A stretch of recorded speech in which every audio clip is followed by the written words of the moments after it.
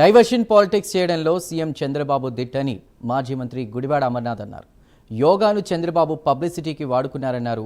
ప్రజలను నమ్మించి మోసం చేయడంలో చంద్రబాబు గిన్నిస్ రికార్డ్ నెలకొల్పాడని ఎద్దేవా చేశారు.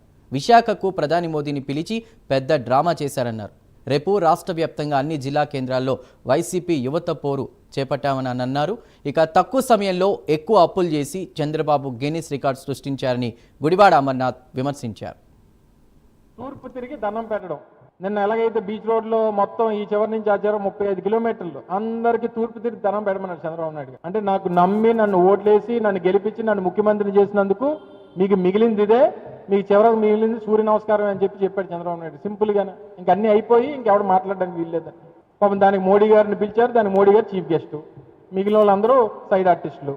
వాళ్ళు మళ్ళీ దీనికి గిన్నీస్ బుక్, మన గిన్నీస్ బుక్ వచ్చిందని చెప్పి గొప్ప చెప్పుకుంటున్నాడు ఆయన. అసలు గిన్నీస్ బుక్ ఇవ్వాల్సినటువంటిది నేను అంతమంది యోగాలు పాల్గొన్నాను కాదు. నాకు తెలిసి చంద్రబాబు నాయుడు గారికి అసలు అనేక గిన్నీస్ బుక్ రికార్డులు ఆయన హోల్డర్, ఆయన Guinness book record holder Chandrababu Naidu. దేనికంటే 4 సార్లు నమ్మి ఓట్లేసినటువంటి ప్రజల్ని మోసం చేయొచ్చు అని చెప్పి నిరూపించినటువంటి ఏకైక నాయకుడు నాకు తెలిసి ప్రపంచ చరిత్రలో చంద్రబాబు నాయుడు గారిని మించి ఇంకొక నాయకుడు లేడు. దానికి గిన్నీస్ బుక్ ఇవ్వాలి చంద్రబాబు నాయుడు గారు. ప్రజల్ని నమ్మించి మోసం చేసి మాటలు చెప్పేటువంటి దాంట్లో అబద్ధాలు ఆడేటువంటి నాయకుల్లో చంద్రబాబు నాయుడు గారిని మించినటువంటి గిన్నీస్ రికార్డ్ హోల్డర్ లేడు ఇంకొకడు. దానికి ఇవ్వాలి చంద్రబాబు నాయుడు గారు గిన్నీస్ బుక్. ఒక ముఖ్యమంత్రిగా ఈ 13 నెలల కాలంలో 1,65,000 కోట్ల రూపాయలు అప్పు చేసినటువంటి నాయకుడు బహుశా నాకు తెలిసి ఇంకొక నాయకుడు లేడు. అతి తక్కువ సమయంలో ఎంత అప్పు చేసినటువంటి నాయకుడు ఏ దేశంలో ఏ రాష్ట్రంలో నాకు తెలిసి బహుశా ఉండడు.